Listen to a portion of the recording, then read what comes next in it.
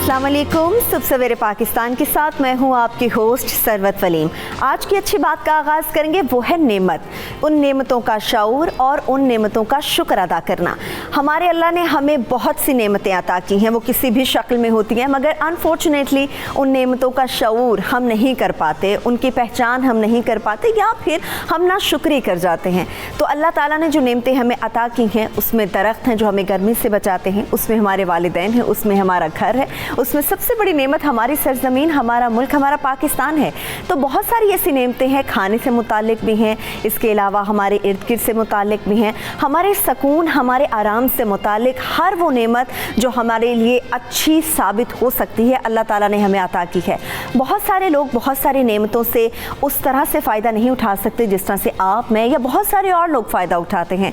तो उन नेमतों का शऊर अपने जहन में ज़रूर रखिए, उनका शुक्र अदा कीजिए और उन नेमतों के ऊपर अल्लाह ताला का शुक्र बेहद अदा कीजिए। उन नेमतों का शऊर आपके अंदर पैदा होगा तो यकीनी तौर पे आपको पता चलेगा कि हमारे अल्लाह ने, हमारे रब ने हमें कितनी नेमतों से नवाजा है जिस पर हम नाशुक्री कर जाते हैं। तो आज की अच्छी बात यह है कि नेमतों का शऊर आपके जहन में होना चाहिए और इसके साथ साथ नेमतों का शुक्र बजा लाना भी आप अपने फ़राइज़ में शामिल कर लीजिए। इसके साथ ही प्रोग्राम को सुबह सवेरे पाकिस्तान को लेकर आगे बढ़ते हैं और इसमें सबसे पहले बात करेंगे उस मौसम की और जानने की कोशिश करेंगे, चूँकि मानसून की झड़ी लगने वाली है। कहा जा रहा है कि 1 जुलाई से मुख्तलिफ ऐसे शहर हैं, मुख्तलिफ इलाके हैं मुल्क के जहाँ पर मौसम कदरे बेहतर हो सकता है। तो जानने की कोशिश करते हैं, जून का इख्तिताम होने जा रहा है, तो लेट्स सी कि कौन से शहर का मौसम सबसे अच्छा है और कौन अभी भी तपते हुए सहरा की मानद है। सबसे पहले रुख करेंगे लाहौर शहर की जानिब। तो जान लेते हैं कि लाहौर में कम से कम दर्जा हरारत 29 और ज़्यादा से ज़्यादा 42 डिग्री सेंटीग्रेड तक जा सकता है।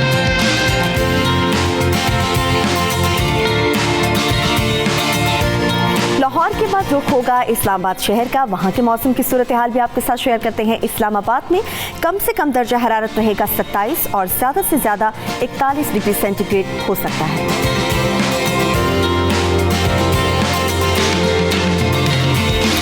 कराची में यूँ तो सारा साल ही हवाएं चलती रहती हैं, मगर वहाँ पर भी मौसम इस वक्त कुछ ज़्यादा अच्छा नहीं है। कराची में कम से कम दर्जा हरारत रहेगा 29 और ज़्यादा से ज़्यादा 34 डिग्री सेंटीग्रेड तक जा सकता है।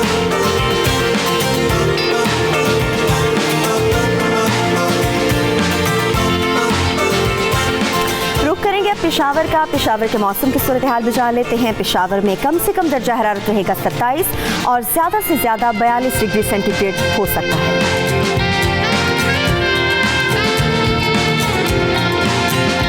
कोयटा का मौसम रोज़ाना की तरह आज भी कहा जा सकता है कदरे बेहतर है। कोयटा में कम से कम दर्जा हरारत रहेगा 18 और ज़्यादा से ज़्यादा 36 डिग्री हो सकता है।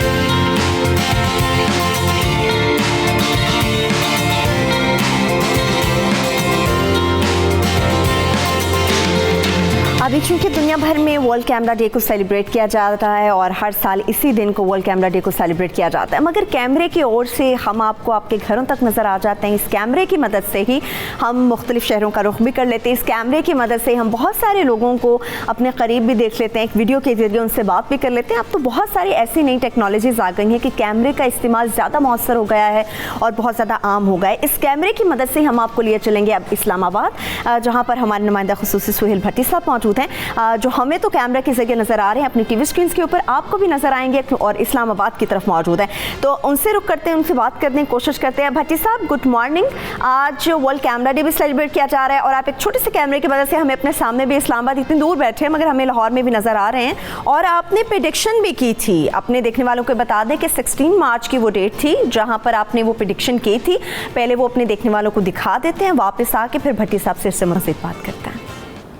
डॉक्यूमेंट हमें मसूल हुआ जिसके अंदर एक सबसे बड़ा जो एक महंगाई का तूफान आने वाला है, जो आवाम के लिए मुश्किलात पैदा होने वाली हैं, जो उसकी निशानदही कर रहा है। ये बेसिकली एक ऐसा मामला है जो कि एक्सचेंज रेट यानी डॉलर की रेट के साथ जुड़ा हुआ है और वजारत ख़जाना इस वक्त आइंदा माली साल के दौरान डॉलर की कदर में मज़ीद इजाफा प्रोजेक्ट कर रही है। तो IMF की हमेशा ये शर्त रही है कि आप डॉलर की कदर में इजाफा करें। डॉलर जिसकी कीमत 139 रुपये की सतह पर पहुँच चुकी है, अब उसको वजारत ख़जाना और पेट्रोलियम डिवीज़न ने एक बाहमी मुशावरत के बाद वो ये अज्यूम उन्होंने कर लिया है, या स्पेशली यकीनी तौर के पर उनके पास कुछ मालूमात होंगी कि आइंदा माली साल के दौरान डॉलर की कदर 180 रुपए तक जा सकती है। यही वजह है, ये सिर्फ अज्यूम नहीं किया गया बल्कि बाज़ाब्ता इसके ऊपर वर्किंग की गई, समरी तैयार की गई, इक्तिसादी राब्ता कमेटी के सामने पेश की गई, जिसमें बताया गया कि गैस कंपनियों का मामला है, उनके जो हमने गैस की कीमत में आइंदा माली साल से इजाफा करना है, और जो उनका रेवेन्यू शॉर्टफॉल है दोनों कंपनियों का वो 231 अरब रुपए है, और ये इसके अंदर 90% इस रेवेन्यू के अंदर गैस की कीमत है। और गैस की कीमत का जो तयन होता है सुई नॉर्दर्न या सुई सदर्न गैस की पैदावारी कंपनियों को डॉलर के रेट के अंदर उनका टैरिफ तय होता है, उस रेट के अंदर जितना इजाफा होगा उसके मुताबिक पाकिस्तानी रुपए ज्यादा अदा करना पड़ते हैं। 180 रुपए के रिज्यूम करके ये टैरिफ की कैलकुलेशन की गई। ये भट्टी साहब 16 मार्च 2019 की प्रेडिक्शन थी जो आपने की थी कि डॉलर मजीद ऊपर जाएगा, और 3.5 महीने के बाद आपकी कही हुई हर बात सच साबित हो रही है डॉलर को लेकर। डॉलर तो वाकई काबू से बाहर हो गया है, तो ऐसे में इतनी अहम शख्सियात वो पुरस्कार तौर पर खामोश क्यों हैं? सरवत, वैसे तो किसी भी जर्नलिस्ट के लिए उसकी खबर का ऑथेंटिक साबित होना बिल्खुसूस जो फ्यूचर की प्रोडक्शन से की बात उसके लिए बड़ी ऑनर और क्रेडिट की बात होती है, लेकिन काश कि ये मेरी खबर या ये मेरी प्रेडिक्शन दुरुस्त साबित ना होती, क्योंकि ये ऐसी खबर है जिसके दुरुस्त साबित होने के नतीजे में मुल्क भर के अवाम के लिए एक नाकाबिले बर्दाश्त महंगाई का तूफान जन्म ले चुका है। बुनियादी तौर के ऊपर मार्च 2019 में एक सरकारी डॉक्यूमेंट मुझे मसूल हुआ था जो कि इक्तिसादी राब्ता कमेटी से मुतल्लिक था। इसके अंदर वाज़े तौर पर बताया गया था, जो कि गैस प्राइसिंग से मुतल्लिक था। उस वक्त चेयरमैन ECC थे असद उमर साहब, वज़ीर ख़जाना भी थे। उन्हें ये बताया गया था कि, और बल्कि उनकी डायरेक्शन के ऊपर ये चीज़ें सारी तय हुई थी कि डॉलर की कीमत मुसलसल बढ़नी है, और ये स्टोरी हमने की थी 16 मार्च 2019 को, और उस वक्त डॉलर की जो कदर थी, डॉलर की जो वैल्यू थी 139 रुपए की सतह पर बरकरार थी, और ये कहा जा रहा था कि अब इसमें कुछ कमी होगी, लेकिन सरकारी डॉक्यूमेंट ने उस वक्त ये साबित किया था कि डॉलर की कदर में मजीद इजाफा होना है। वजारत ख़जाना, वजारत तवानाई और अहम हुकूमती शख्सियात इस मामले से मुकम्मल तौर पर इल्म रखते हैं, मुकम्मल तौर पर वाकिफ है, और उस वक्त भी फील हो रहा था और आज भी फील हो रहा है कि जो माजी के अंदर जब डॉलर की कदर में 2 या 4 पे इजाफा होता था तो फौरी तौर के ऊपर वजीर खजाना और गवर्नर स्टेट बैंक की कोई ना कोई स्टेटमेंट जरूर आती थी और मार्केट के अंदर रोल प्ले किया जाता था। माजी के अंदर तो इंक्वायरी का हुक्म भी दिया जाता था कि डॉलर की कदर में 3 से 4 पे कैसे इजाफा हुआ, लेकिन अब ये मामला नहीं है। बदकिस्मती के साथ IMF के साथ जो हमारा एग्रीमेंट है, नए गवर्नर स्टेट बैंक है, वो अपनी निजी महफलों के अंदर वाज़े तौर पर बता चुके हैं कि डॉलर की कदर को कंट्रोल करने के लिए वो कोई रोल प्ले नहीं करेंगे। लेकिन हुकूमत बहुत परेशान है। अब हुकूमत एक ऐसी मुश्किल सूरत हाल से दो चार है, बिलखसूस वज़ीर ऑफिस, कि वो इस ना तो अलल ऐलान कोई ऐसी अनाउंसमेंट कर सकते हैं चूँकि IMF का जो पैकेज है वो मटीरियलाइज होने के बिल्कुल करीब है, और दूसरी जानिब वो अवाम जिस महंगाई का सामना कर रहे हैं डॉलर की कदर में इजाफे के नतीजे में, उस पर भी परेशान है। अब डॉलर की कदर जो सरकारी डॉक्यूमेंट्स में बताई गई थी वो आइंदा माली साल के दौरान यानी कि 1 जुलाई से ऑनवर्ड उसकी कदर में मज़ीद इजाफा प्रोजेक्टेड है। अल्लाह ना करे कि इसको ये मज़ीद इजाफा हो, लेकिन गुज़श्ते रोज़ डॉलर इंटर बैंक में डॉलर की कदर में 4 पे कमी ज़रूर हुई, लेकिन कहा जा रहा है कि ये वक्ती तौर के ऊपर उसने थोड़ा स्टे किया है, लेकिन अब भी डॉलर मुल्क की तारीख की एक रिकॉर्ड सतह पर है, 160 रुपए की सतह पर है, और ये आने वाले दिनों में मज़ीद बढ़ेगा। कितना मसला ये है कि यकीनी तौर के ऊपर बैरूनी अदाइयों का दबाव भी है। ये अभी डॉलर कितना ऊपर जा सकता है मज़ीद? देखिए जो हुकूमती सर्कल्स की इंफॉर्मेशन है, मार्केट की रूमर्स हैं, और जो सरकारी डॉक्यूमेंट है वो वाज़े तौर पर बता रहे हैं कि डॉलर की कदर 170 से 80 के दरमियान रहेगी आइंदा माली साल के दौरान। ठीक है। और ये बड़ा खौफनाक की सूरत हाल होगी, क्योंकि जो इन्फ्लेशन पहले ही मुल्क की तारीख में रिकॉर्ड सतह पर पहुंच चुकी है। डॉलर की कदर में जैसे मामूली से इजाफा होता है, हमारे तमाम शोबे इससे बुरी तरह से मुतासिर होते हैं। और जैसा कि गुज़श्ते रोज़ हमने बताया था कि हमारा जो पावर सेक्टर है, डॉलर की कदर में 1 रुपये इजाफा होने के नतीजे में पावर सेक्टर के उसके ऊपर इम्पैक्ट 6 अरब रुपए का पड़ता है।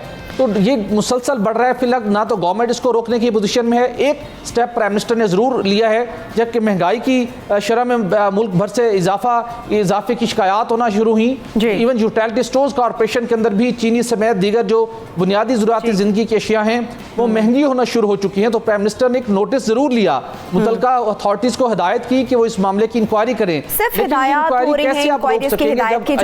पैदावारी लागत में तेजी से इजाफा हो रहा है। ठीक है, बहुत शुक्रिया आपका सोहेल भट्टी साहब। सुबह सवेरे पाकिस्तान, सुबह सवेरे पाकिस्तान। डॉलर के हवाले से यकीन तौर पे आवाम तो परेशान है, मगर आवाम उन चीज़ों से मुतालिक भी परेशान है जो उनकी रोज़ाना की बुनियाद पर उनकी ज़रूरियात ज़िंदगी हैं। ख़ासतौर पर मेडिसिन से मुतालिक वो हजरात जो कि बीमार हैं और फिर डॉलर के कदर में इजाफा होते ही हम देखते हैं मेडिसिन भी बहुत ज़्यादा महंगी होना शुरू हो जाती हैं। ये तो एक अलमिया है, मगर वो मेडिसिन जिनकी ज़रूरत पड़ती है आपको और उसके बावजूद आपको वो मार्केट में, हॉस्पिटल्स में, मेडिकल स्टोर्स पर नहीं अवेलेबल, तो उसके लिए आप बहुत ज़्यादा तकलीफ़ उठाते हैं। तो उन मेडिसिन में एक मेडिसिन ये भी है कि जो कुत्ते के काटने की वजह से बीमारी लाहक होती है, तो उसकी मेडिसिन भी इजीली अवेलेबल नहीं होती। बहुत बड़े बड़े हॉस्पिटल्स में भी हम देखते हैं कि ये मेडिसिन मौजूद नहीं होती। तो कराची समेत सिंध में कुत्तों की तादाद में चूँकि बेपनाह इजाफा हुआ है, बड़ी बुरी सूरत हाल है, कुत्तों के काटने की वजह से हलाकतें भी हो रही हैं, लेकिन इसकी मेडिसिन अवेलेबल क्यों नहीं होती? किसी भी बड़े हॉस्पिटल में चले जाएँ। अब चूँकि हम कराची की सिंध भर की बात कर रहे हैं, तो इस वक्त हमारे साथ टेलीफोन लाइन पर मौजूद है डॉक्टर सिमी जमाली, ये डायरेक्टर जिना हॉस्पिटल कराची से हमारे साथ मौजूद है। इसके अलावा हमारे साथ हमारे नुमाइंदे इब्राहिम रिंद भी मौजूद होंगे, उनसे भी बात करेंगे। मगर पहले डॉक्टर साहब की तरफ चलते हैं। डॉक्टर साहब, अभी ये मसला इतना बढ़ गया हुआ है, कुत्तों के काटने के वाक़यात भी बहुत ज़्यादा हो रहे हैं और बहुत ज़्यादा तशवीशनाक भी हैं। अनफॉर्चुनेटली इसकी वैक्सीन उस तरह से दस्तयाब क्यों नहीं है जिस तरह से इसकी डिमांड बढ़ रही है? देखिए, पहले तो आपका बहुत बहुत शुक्रिया कि आपने मुझे लाइन पे लिया। मैं आपकी तस्दीक कर दूं कि जिना पोस्ट ग्रेजुएट मेडिकल सेंटर, जो कि सिंध का बहुत बड़ा अस्पताल है इस वक्त, इसमें वैक्सीन मौजूद है और कुत्ते के कांटे के टीके जो हैं यहाँ पर लगाए जाते हैं हर पेशेंट को फ्री ऑफ कॉस्ट जो भी आता है यहाँ पर, और उनसे ये मंगवाए नहीं जाते। अलबत्ता ये बात ज़रूर है कि वैक्सीन की शॉर्टेज हो गई है और लोगों में कुछ थोड़ी बहुत अवेयरनेस हो रही है, और अभी आप लोगों की मदद से हम चाहते हैं कि लोगों को ये अवेयरनेस हो कि जब कुत्ता काट ले, किसी भी आवारा कुत्ता खास तौर पर काट ले किसी भी शख्स को, तो उनको हॉस्पिटल की तरफ रुजू करना चाहिए। सबसे पहले काम तो ये करना चाहिए कि वुंड को अच्छी तरह धो लें पानी से, और उसके बाद किसी भी ऐसे अस्पताल में जहाँ पर ये वैक्सीनेशन की जाती है उनको वहाँ पर फौरन पहुँच जाना चाहिए। JPMC में 1988 से ये सिलसिला चल रहा है, और ये सिलसिला उस वक्त शुरू हुआ था जब हमारे अपने एक सिक्योरिटी गार्ड को कुत्ते ने काटा था, और आपको शायद याद भी हो कि उस वक्त 14 टीके पेट में लगाए जाते थे। फिर उसके बाद हमने ये इन्वेस्टिगेट किया कि 14 टीके लगने के बाद फिर भी उस पेशेंट को रेबीज डेवलप हो गया, जो कि वो बीमारी है जो कि एक वायरल इलनेस है, कुत्ते के रेबिट एनिमल के काटने से होती है। तो और इसका दुनिया भर में कोई इलाज नहीं। तो हमने ये मालूम किया कि हमारे चौकीदार को वो 14 टीके लगने के बाद क्यों रेबीज हो गया, और वहीं से ये सिलसिला शुरू हुआ। और फिर हमने WHO की बताई हुई वैक्सीन यूज करनी शुरू की। पहले इंट्रामस्कुलर लगती थी ये, और अब इंट्राडर्मल, क्योंकि इकोनॉमिक के लिए हम इतने ऐसा मुल्क नहीं है जो इतना अफोर्ड कर सके, और जहाँ पर कुत्तों की तादाद के काटे हुए मरीज बहुत ज्यादा आते हैं, वहाँ पर आप इंट्राडर्मल टेक्निक भी यूज कर सकते हैं, जो कि उतनी ही इफादियत रखती है। अच्छा, इनकी तादाद, इनकी मरीजों की तादाद से मुतालिक तो बात करेंगे। डॉक्टर साहब, आपने कहा कि वैक्सीन की शॉर्टेज ज़रूर है मगर अवेलेबल भी होती है, आपके मौक़िफ़ से कोई इख्तलाफ नहीं है, मगर हमारे नुमाइंदे इब्राहिम रिंद भी हमारे साथ चूँकि मौजूद है, उनसे भी बात कर लेते हैं। इब्राहिम, बताइएगा, जिस तरह से डॉक्टर साहब ने कहा कि शॉर्टेज ज़रूर है मगर वैक्सीन भी अवेलेबल होती है, तो जिस तरह से हम देखते हैं कि केसेस रिपोर्ट होते हैं, क्या उस तरह से वैक्सीन भी हमें मिलती है उस तरह से उन मरीज़ों को जिनको इनकी तादाद की बढ़ती भी जा रही है और इसकी ज़रूरत भी होती है?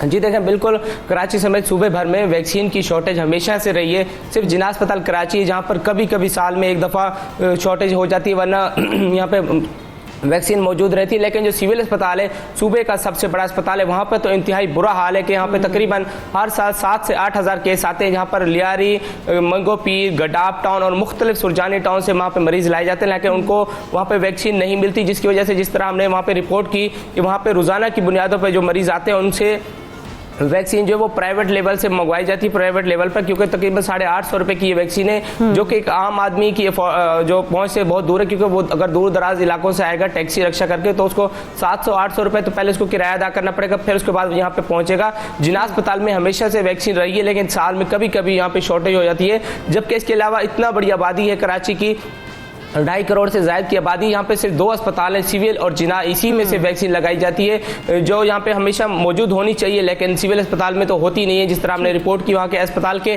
MS डॉक्टर खादिम कुरैशी से भी जो हमने बात की थी, जो हमने अपने पैकेज में उनका शॉट भी लगाया था, उन्होंने भी इससे माजरत की कि यहाँ पे इंतहाई बुरा हाल है, यहाँ पे वैक्सीन मौजूद नहीं होती। सिविल हॉस्पिटल में तो बहुत बुरी हालत है और सिंध भर का ये सबसे बड़ा हॉस्पिटल। डॉक्टर साहब आपकी तरफ आऊंगी, बिल्कुल मुख्तसर सा जानेंगे आपसे कि मरीजों की तादाद कितनी होती है, अगर मरीजों की तादाद आप समझती हैं बढ़ रही है या पहले से काफ़ी कम हुई है, और कौन सी ऐसी स्टेज होती है जिस पर आपको लगता है कि इस मरीज़ का बचना मुश्किल हो जाता है या इसका इलाज जो है वो काफ़ी लेट हो चुका है? कि हमारे पास पिछले साल 7,700 के करीब पेशेंट्स आए थे जिनको कम्प्लीटली इम्यूनाइज किया गया था, और उससे और किसी भी पेशेंट को रेबीज डेवलप नहीं हुआ जो कि इम्यूनाइज हुए थे। ठीक है। इसके अलावा इस साल 6 महीने के अंदर ही हमारे पास तकरीबन 6,000 मरीज लाए जा चुके हैं जिनको के कुछ आवारा कुत्तों ने काटा हो। तो ये वैक्सीन जो है सिर्फ एक मरतबा नहीं लगती, इम्यून ग्लोबुलिन भी इसके साथ लगती है, और वैक्सीन कम अज कम 4 दफा या 5 दफा लगती है, डिपेंडिंग के आपने कौन से तरीके से लगाई हो। तो मरीजों की तादाद तो डेफिनेटली बहुत बड़ी है। वैक्सीन का एक प्रॉब्लम मैं आपको ये बता देती हूँ कि बिल्कुल इब्राहिम प्रिंस साहब ने बिल्कुल बजा फरमाया, वैक्सीन पहले फ्रांस से इंपोर्ट हुआ करती थी और अब ये इस वक्त एट प्रेजेंट इंडिया से इंपोर्ट हो रही है, और वो अपनी नीड्स को खुद भी मीट आउट नहीं कर सकती। बिल्कुल, इंडिया में भी कहा जाता है कि 36% के ये केसेस हैं, ये रेशो है उनकी, और उनके लिए अपनी मेडिसिन को पूरा करना होता है। बेहद शुक्रिया आपका डॉक्टर साहब, आप हमारे साथ मौजूद थी, and thank you so much. Ibrahim Rind, आप भी हमारे साथ मौजूद, आपने हमें अपडेट किया सुबह सवेरे पाकिस्तान में। एक छोटे से ब्रेक की तरफ चलते हैं, जब ब्रेक से वापस आएंगे तो आप सुबह सवेरे पाकिस्तान के साथ रहेगा, क्योंकि अभी आपके कॉल मिलाने की बारी आ चुकी है। हम जाएंगे एक छोटे से ब्रेक से, वापस जब आएंगे तो बहुत सारी अहम शख्सियात भी हमारे साथ यहाँ पर सेट पे मौजूद होंगी। हमारे साथ रहिए।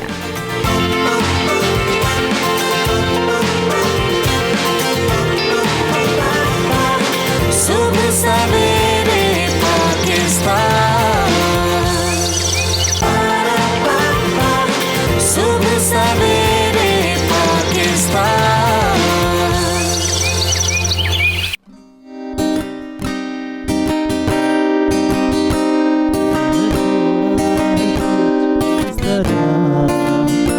दिल को तोड़ा है तूने जिस तरह, तेरी चाहत पे मरते हम, तन्हा जीते हैं हम अब इस तरह।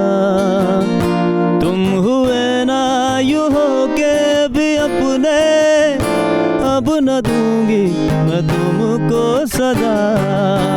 मैं जी रही हूँ होकर जुदा, दिल मेरा है तुझसे खफा।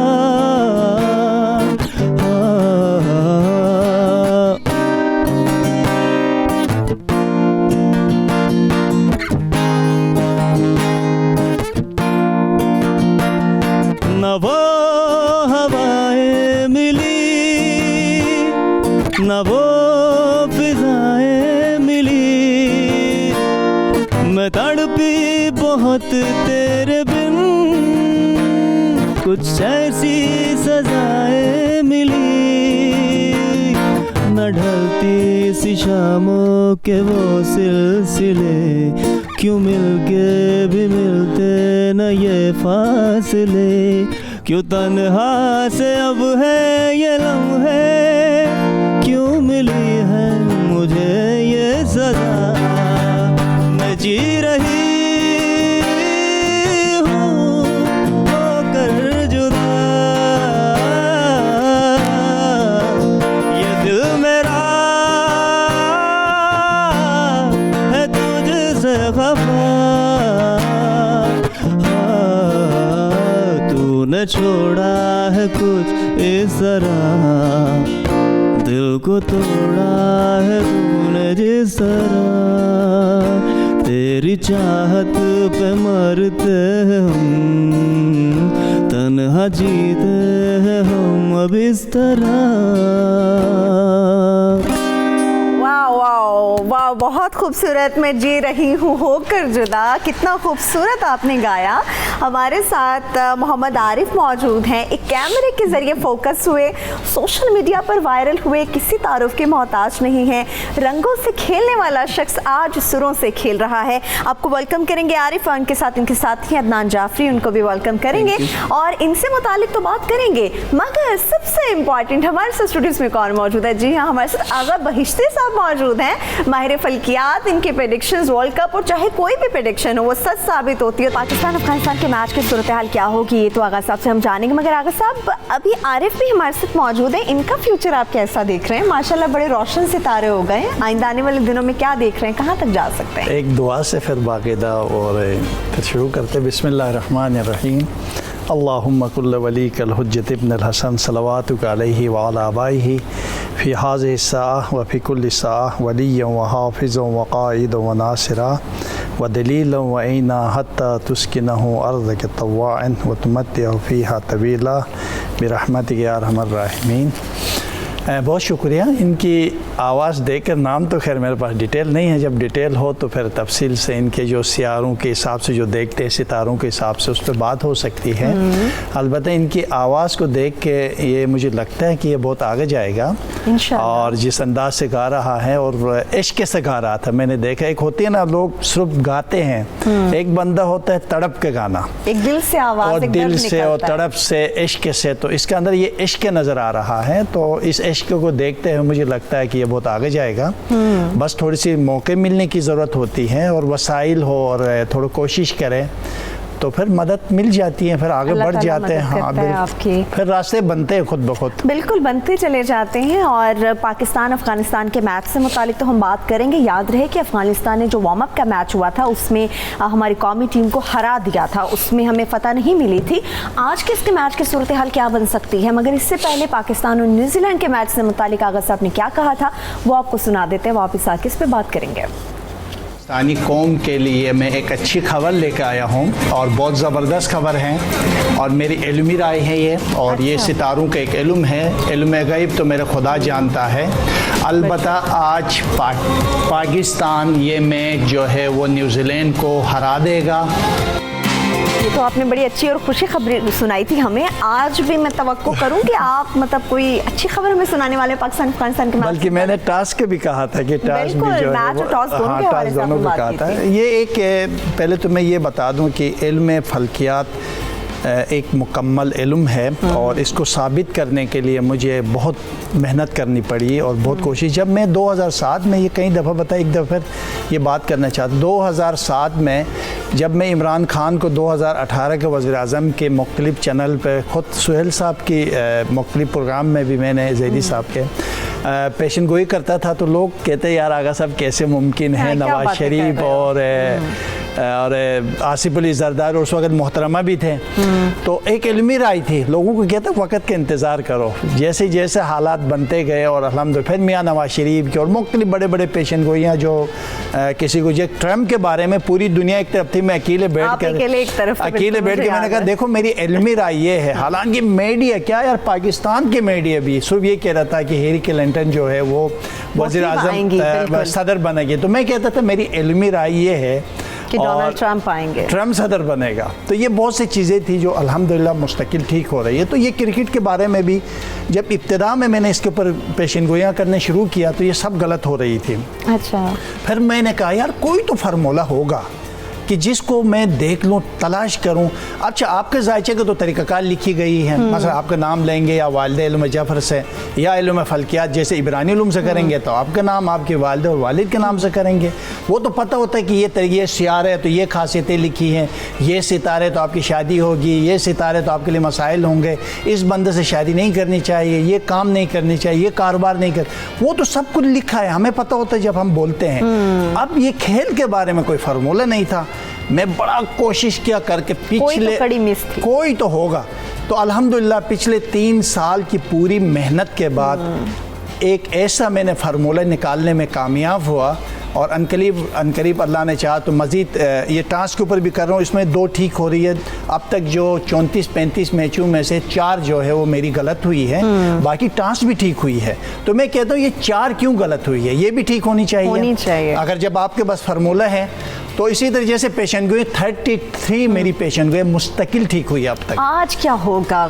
देखिए सितारों की रोशनी से आज भी मैं 92 मुझे वैसे भी अच्छी खबर देने वाले हैं आप। अच्छी खबर है भाई साहब के लिए मैंने कहा अच्छी खबर और बहुत खूबसूरत खबरें हैं। तो आज भी सरफराज का जो गुज़श्ता जिस तरह न्यूजीलैंड के मुकाबले में था, इसी तरह आज भी अल्हम्दुलिल्लाह सरफराज का जो सितारा है वो उरूज की तरफ है, बुलंदी की तरफ है, कामयाबियों की तरफ है और साथ साथ इनके घर की बेहतर मुस्तकबिल के साथ आगे बढ़ रहा है। और इस वक्त इनका घर 51 में दाखिल है और अब ये उरूज की तरफ की निशानदही हो रही है। और अफ़गानिस्तान के जो इस वक्त घर है वो 16 पर है और इस वक्त अफ़गानिस्तान जो है पाकिस्तान के मुकाबले में, टीम के मुकाबले में ज़वाल की कैफियत पर मौजूद है।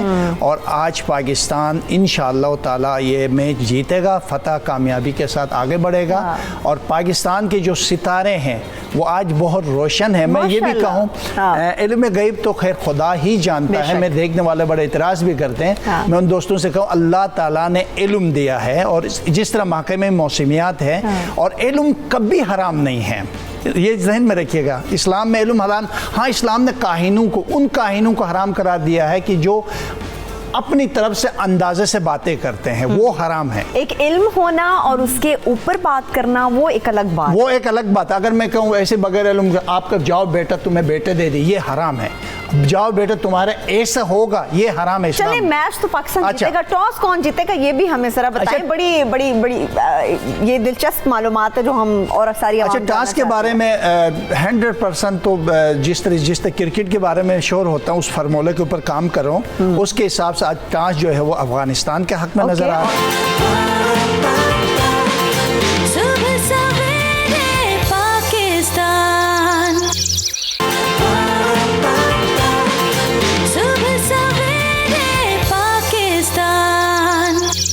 अभी तो मैच की चूंकि बात चल रही है तो इस मैच से रिलेटेड आवाम को तो आपने जैसे न्यूजीलैंड से मुतालिक खुशखबरी दी थी, बहुत बड़ी आपने खुश की खबर सुना दी है कि पाकिस्तान अफगानिस्तान के मैच में आज का जो मैच है इंशाअल्लाह ताला पाकिस्तान विन करेगा। कौन सा बॉलर आपको लगता है आज सबसे ज़्यादा विकेटें उड़ाता हुआ नजर आएगा? बॉलरों के हवाले से मैंने जर्नल पूरी टीम को देखा, हर कोई अपने अपने हिसाब से सब ने अच्छी कारकर्दगी दिखाना है आज आपको। ये नहीं हर एक के हिस्से में बहुत अच्छे वो आने वाला है, क्योंकि पूरी टीम के हिसाब से हम किसी नतीजे पर पहुंचते हैं कि आज पाकिस्तान की टीम क्या करने वाली है। तो उस हिसाब से आज पूरी टीम की किरदार बहुत नुमाया होगा और बहुत ज़बरदस्त तरीके से फ़ाइट करेंगे, बहुत अच्छी तरीके से फ़ाइट करेंगे। और आज मुझे लगता है ऐसे कि कुछ टीम में चेंज होगी और मोहम्मद हसनैन के शायद एंट्री हो। और मैंने रात को ज़रा उसके ऊपर देखा था, थोड़ा सा उसकी एंट्री भी थोड़ा सा मुझे नज़र आ रही है और कुछ ना कुछ 1-2 या 1 कम अज़ कम चेंज होता हुआ पाकिस्तानी टीम में नज़र आ रहा है। हालात कुछ भी हो, चाहे किसी को भी खड़ा कर दे, आज ने पाकिस्तान ने जीतना ही। आज ज़्यादा कैश तो नहीं छोड़ेंगे, दिल बड़ा दुखता है जब ये भी मैंने काफ़ी देखा है कि आज इस खेलों के हवाले कैश के मामला में आज बहुत अच्छी फील्डिंग करेंगे। चले इंशाअल्लाह ताला मैच तो बड़ा यानी कि हमें ज़बरदस्त देखने को मिल रहा है। और पाकिस्तान में बसने वाली कोई भी कौमियत है, कहीं से भी वो ताल्लुक़ रखते हैं, अगर पाकिस्तानी सरजमीन पर हैं तो वो हमारी बहनें हैं, हमारे भाई हैं, हमारे बच्चे हैं, वो सब हमारे हैं, वो सब पाकिस्तानी हैं। तो अभी चूँकि बात चली है मैच के हवाले से, तो इस सारी सूरत हाल में नवजोत सिंह सिद्धू साहब को भी हम नहीं भूल सकते। तो आरिफ से बात कर लेते हैं। आरिफ, फ्यूचर प्लान्स आपके क्या है? क्या सोचा है कि आगे क्या करना है? जिस तरह से माशाल्लाह आप तरक्की करते जा रहे हैं, आगे आपने क्या सोचा है अपने लिए? बस मैंने यही सोचा है कि इंशाल्लाह एक दिन सिंगर बनना है और लाइव शो करना है, ठीक है। और मतलब फ्यूचर के अंदर मेरा शुरू से ये रहा है कि मैं सिंगिंग के अंदर मतलब ज़्यादा वो करूँ। बचपन से 5 साल का था तो मेरा यही शौक़ था कि बस गाने गाने। अच्छा, सबसे ज़्यादा सुनते किसको हैं? मोहम्मद रफ़ी साहब, किशोर कुमार और अरिजीत सिंह। अच्छा, माशाल्लाह। रफ़ी साहब का तो कहते हैं वाकई यकीन तौर पे उनका कोई तो मुकाबला नहीं हो सकता। 92 और सबसे बड़े पाकिस्तान आपके साथ है आरिफ। इंशाअल्लाह ताला आप कामयाबियों को, उनकी नई बुलंदियों को ज़रूर छुएंगे। मगर इसके साथ साथ चूँकि मैच से मुतालिक भी बात करना ज़रूरी है, तो सबसे पहले ये क्वेश्चन आता है आगा साहब कि जो ओपनिंग पार्टनरशिप होगी वो हमारी कैसे जाएगी पाकिस्तान के अंदर, क्योंकि उसी के ऊपर कहते हैं बेस बन जाती है कि आपने स्कोर कितना करना है, तो हमारी पार्टनरशिप कैसी होगी ओपनिंग के ऊपर? मैंने बाकायदा इसके ऊपर देखा भी है और फ़ख्र आलम के लिए आज अच्छा दिन है और फ़ख्र पाकिस्तान आज बनेगा। और मुझे लगता है कि आज फ़ख्र आलम का सितारा जो था वो पाकिस्तानी टीम के लिए बहुत अच्छा नज़र आ रहा था। रात को मैंने जब देख रहा था इसके ऊपर तो मुझे लगता है उसके असरात जो है वो पाकिस्तान की टीम के जीतने में बड़ा अहम किरदार होगा। अच्छा। तो आज फ़ख्र आलम का बहुत अच्छा फ़ख्र का। अब आप बाबर आजम की बात तो नहीं कर रहे? नहीं, हमारा ओपनर जो है वो फ़ख्र ज़मान की बात फ़ख्र ज़मान, फ़ख्र आलम ज़मान, सॉरी। तो फ़ख्र ज़मान के जो आज के जो दिन है वो बहुत ही शानदार है और उसका असर जो है वो हमारी टीम पर बहुत ज़बरदस्त पड़ेगा। और बहुत आज बाबर आजमी नो डाउट बहुत ज़बरदस्त किस्म का वो प्ले करते हैं, जब मैच में ग्राउंड में उतरते हैं वो। बाबर आजम का आज आप क्या फ्यूचर देख रहे हैं? वो हमेशा अच्छा स्कोर देते हैं। बाबर आजम के भी आज बहुत अच्छा है। मैं पूरी टीम को बता रहा हूँ, हर टीम अपने अपने हिसाब से आज बेहतर कारकर्दगी अफगानिस्तान को रुलाने वाले हैं और इंडिया को जो है झुकाने वाले हैं आज, और खूब बदला आज लेने वाले हैं जो उन लोगों के लिए। रुलाए ना बस हरा दे। नहीं, रोना भी चाहिए, वो खुश हो गए आपकी टीम इंडिया जीत गई तो बस हमारी समझ, हम दोनों एक कंट्री हैं। अच्छा जी, अगर सब ये अपनी सबकी एफिलिएशन, वो ठीक है, वो फीलिंग अपनी जगह पर है, मगर यकीन जानिए, अगर सब मैं शायद थोड़ा सा आपसे इख्तिलाफ कर रहा हूँ, जो पाकिस्तान में अफगानी हमारे बहन भाई, हमारी माएँ, हमारे बच्चे रहते हैं, उनकी पूरी सपोर्ट पाकिस्तान के साथ होती है, मगर किसी की भी अफिलिएशन किसी भी कंट्री के साथ हो सकती है, तो ये उसका अपना बशारत है। मगर इसके अलावा अच्छा, ये जो जितने प्लेयर में से 5 प्लेयर तो यहाँ अफगानिस्तान, यहाँ पाकिस्तान में खेलते हैं। चलिए आगा सब अपनी जगह पर। हाँ, वो आपकी बात सही है, लेकिन अभी बताएं कि पाकिस्तान की, हमने क्रिकेट की तो बात कर ली, आज हमने बड़ी बुरी खबर मिली है कि डॉलर मज़ीद ऊपर जा सकता है, तो पाकिस्तानी मईशत की क्या सूरत हाल बनती हुई आपको नज़र आ रही है? कुछ कंट्रोल में आएगा डॉलर? देखिए, मेरी इल्मी राय ये है कि आप यकीन करें आगे आने वाले साल 1.5 साल तक थोड़ी सी मसले मसाइल पाकिस्तान के लिए मौजूद है।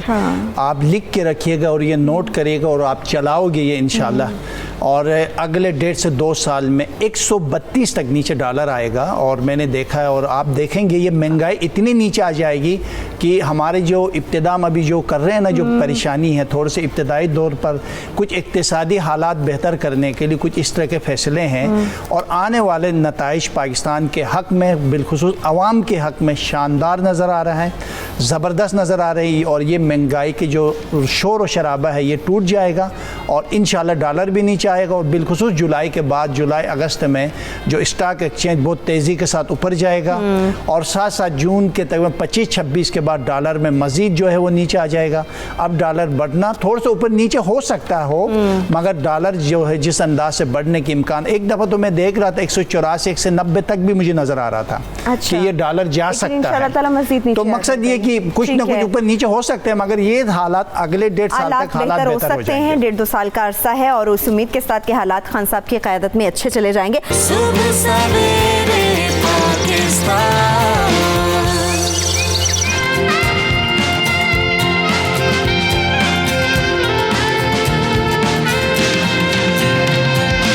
मोहताज नहीं, आपको वेलकम करेंगे ईसा भाई, बहुत शुक्रिया आपने हमें ज्वाइन किया। और इसके साथ साथ कराची से ही हमारे साथ डॉक्टर बिल्किस आपा मौजूद हैं, और बिल्किस आपा के मुतालिक अगर बात की जाए तो शायद ही पाकिस्तान की कोई ऐसी खातून हो जो इनके नाम से वाकिफ़ ना हो, शायद ही कोई ऐसी खातून हो जो फ़ोन करके इनका नंबर ना मांगती हो, और हर खातून जानती है बिल्किस आपा को। और आपा आज हमारे लिए और ईसा भाई हमारे लिए क्या ज़बरदस्त सी चीज़ लेकर आए हैं आम को लेकर, वो भी आपके साथ शेयर करेंगे। थैंक यू सो मच आपा, आपने आज हमें ज्वाइन किया। मगर इसके साथ साथ लाहौर स्टूडियोज़ में हमारे साथ सायरा बासित भी मौजूद हैं, मारूफ शेफ़ हैं। Thank you so much Saira, आप भी हमारे साथ मौजूद हैं। आम के हवाले से मुख्तलिफ चीज़ें तो बताएंगे, मगर यहाँ पर आगा साहब आप क्यों बैठे हुए हैं? मैं इसलिए बैठा हूँ ताकि इस आम को लेके जाऊँ या खा के जाऊँ। नजर है इस आम पे, मेरी भी नजर मेरी भी नजर, जो पहल करेगा वो खा लेगा, बस ये है, बस देख रहा हूँ। चलो, वैसे ऐसा ना कहें आगा साहब, आप माशाल्लाह से कराची से यहाँ लाहौर तशरीफ लाए हैं, हमारे मेहमान हैं, ऐसे थोड़ी ना जाने देंगे, आम खिला के भेजेंगे। अभी चूंकि आम से मुतालिक बात चल रही है, तो आम से मुतालिक की बात करते हैं। सबसे पहले हम चलते हैं ईसा भाई की तरफ, उनसे पूछते हैं कि आम से मुतालिक अगर सेहत की बात की जाए तो हमारे लिए कितना मुफीद होता है, इसका इस्तेमाल किस किस शक्ल में किया जा सकता है? जी ईसा भाई। जी अस्सलाम वालेकुम। सबसे पहले तो जो आपके पास लोग मौजूद हैं, इंक्लूड बल्किस आपा को, सबको मेरा सलाम, नाजरीन को भी, अच्छा, आम जैसे आपने कहा कि बिल्कुल इस मौसम में सब इंतज़ार करते हैं और हम भी इंतज़ार करते हैं। आम जैसे आपने खुद कहा कि फलों में से बादशाह है, तो जाहिर बात है फिर बादशाह के कुछ एहतराम भी होंगे। तो अगर एहतराम हम सीख लेंगे तो ये बहुत सारी बीमारियों पे काम करने लग जाता है। तो खाने के लिए तो ये बहुत अच्छा है, इसके बेनिफिट वैसे ही बहुत अच्छे हैं। इसके विटामिन जो हैं आपके लिवर को, आपके ब्लड को, आपके हार्ट को, ये खाने से सिर्फ इसके इतने फ़ायदे हैं। अगर इसको कुछ मिक्स करके लिया जाए, सपोज करें कि अभी टेम्परेचर लेवल बहुत बढ़ा हुआ है, लोगों को मैदे की गर्मी भी बहुत होगी और वैसे महंगाई की गर्मी भी बहुत होगी, तो ये बहुत सारी गर्मियां मिलके हमारे मैदे पे इम्पेक्ट करती हैं। अगर ऐसे लोग हैं जो समझते हैं कि आम खाने से उनको मैदे में मसला होता है, बिकॉज ये जहन में रखिएगा कि आम आसानी के साथ हल नहीं होता मैदे के अंदर। इसलिए बुजुर्ग जब भी आम खाते थे तो आम के ऊपर दूध पिया करते थे, लस्सी ले लिया करते थे, और इसके अलावा जामुन, ये ऐसी चीज़ें हैं जो आम को फ़ौरन हजम करती हैं। अच्छा। तो जिन लोगों को अगर मैदे में गर्मी रहती है तो उनको करना ये चाहिए कि वो पहले तो आम का पल्प ले लें, जैसे मैं उनके सामने बना रहा हूँ जी। आम का पल्प, एक आम का पल्प लेकर उसमें आप बिल्कुल जो लस्सी है पानी की तरह बनाकर 1 गिलास ऐड कर दें। ईसा भाई की कच्ची लस्सी की आप बात कर रहे हैं या हम मीठी लस्सी जो इस्तेमाल करते हैं रोजाना की बुनियाद पे? कच्ची लस्सी की बात कर रहा हूँ। ठीक, कच्ची लस्सी की बात कर रहा हूँ। आम और कच्ची लस्सी आप मिक्स कर लें, उसके बाद ये आप ड्रिंक बना लें।